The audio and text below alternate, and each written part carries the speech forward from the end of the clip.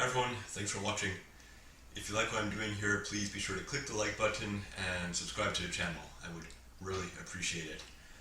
I'm going to start off here reading a little bit from the 21st chapter of the Gospel of Luke. I refer to this Gospel a lot because it's just such a important writing, makes so many things clear. In this passage here, Jesus is talking to his disciples about things that are to befall Jerusalem and Judea, in giving his instructions regarding that. And he says, "When you shall see Jerusalem compassed with armies, then know that the desolation thereof is nigh. Then let them which are in Judea flee to the mountains, and let them which are in the midst of it depart out, and let not them that are in the countries enter thereinto." So he's explaining to those who listen to him, those who obey him, his disciples, what is going to befall their country. And Jesus spent his whole ministry telling people about this, warning about this cataclysm that was going to come. And sure enough, it did come a few decades after Jesus left, ascended back to heaven. And his believers, his disciples, did, by and large, escape that situation, that cataclysmic war. So I wanted to read that in as much as it applies to things happening today. And I think, these words of Jesus, we see how they applied to the people in his time, but we also take them as instruction for our time. How do I take this? If you are living in a country that is facing uncertainty, facing war, facing disaster, when you see certain signs coming that show that disaster is coming, it's time to save yourself. Save yourself, save those around you, get out. As Christians, we are not tied to nations, borders, governments, armies.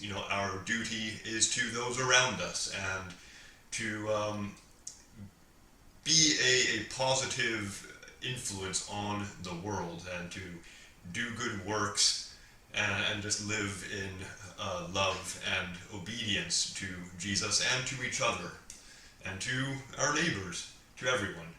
So very recently, last couple days, Russia has started mobilization. They've called up 300,000 reservists. They say that's it, that's all they're going to do for now. It's a very small percentage of the reservists, but it is a very ominous trend, I think, and a lot of people have been wondering if this was coming, and indeed a lot of people have been preparing ahead of time and getting out of the country, people who may have been on that list due to their past military training and service. And I think that's the right thing. People need to be on the lookout, be observing, be aware when we see trouble coming.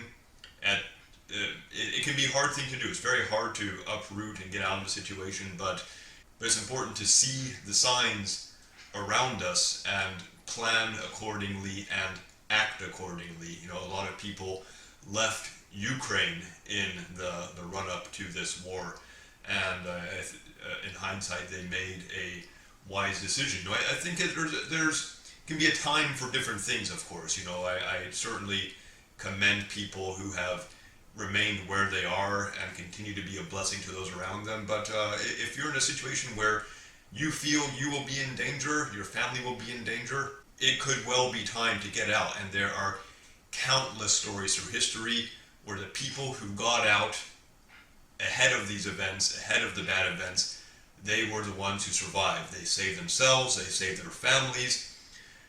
In some cases they saved other people too. By getting out, they were able to survive, to prosper, and continue being a help to others, rather than getting stuck in a situation where hope quickly fleeted and they faced destruction and hardship.